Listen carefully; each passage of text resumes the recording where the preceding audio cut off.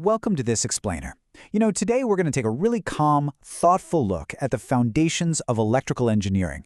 We're going to start way down at the level of invisible charges moving all around us and gently build our way up to the actual circuits that power our daily lives. So let's explore how energy flows. Take just a second to think about the screen you're watching this on right now.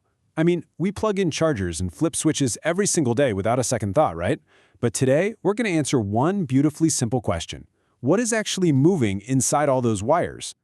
Here's our roadmap for today. We'll be covering 1. The invisible movers. 2. Measuring electrical power. 3. Meet the circuit elements.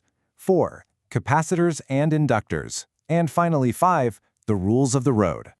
All right, let's dive right into part 1, the invisible movers.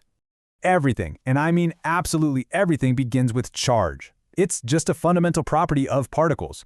Protons carry a positive charge, electrons carry a negative charge, and neutrons, well, they have no charge at all. This right here is literally the bedrock of our physical world, and we measure this fundamental charge in a unit called coulombs.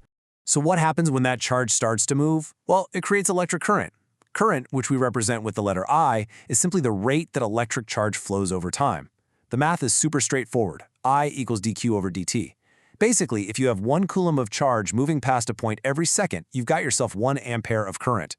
But, not all current flows in exactly the same way. There's direct current, or DC, which is a steady, one-way flow that just stays constant. And then there's alternating current, or AC. This kind of flow is cyclic. It moves positively for half the cycle and then negatively for the other half, creating that really smooth, predictable sinusoidal wave we're used to seeing. Moving on to part 2, measuring electrical power.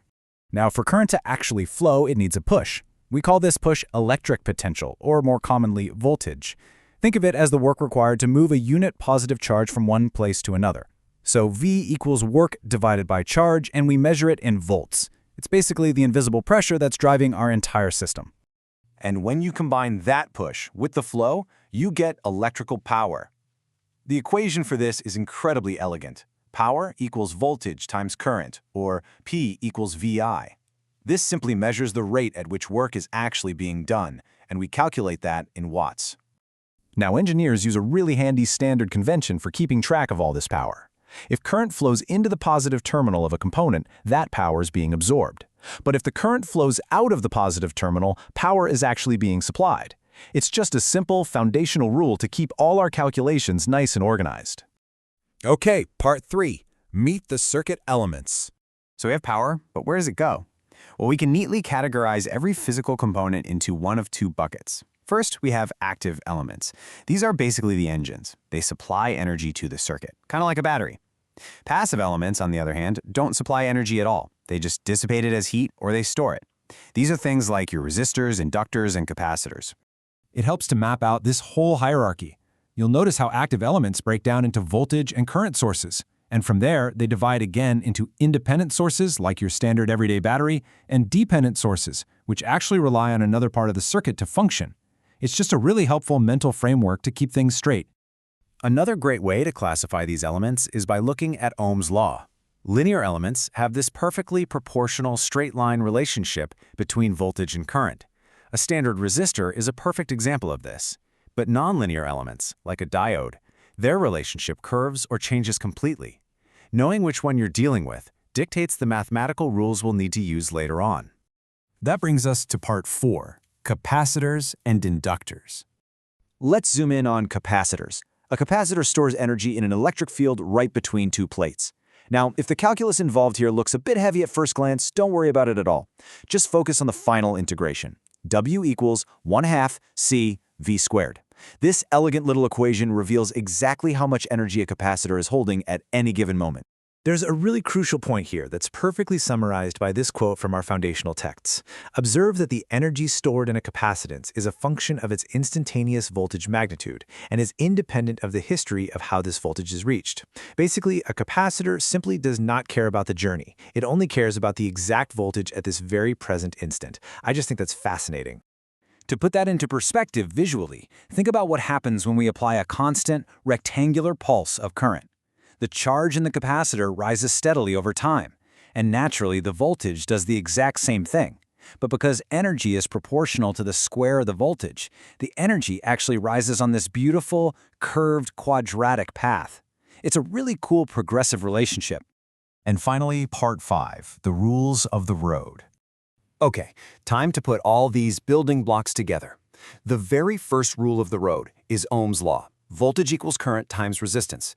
And right alongside that is a master key to circuit analysis, Kirchhoff's current law, or KCL. It simply states that whatever current enters a junction absolutely must equal the current leaving it. The sum is exactly zero. Energy doesn't just disappear into thin air. Then we have its twin, Kirchhoff's voltage law, or KVL.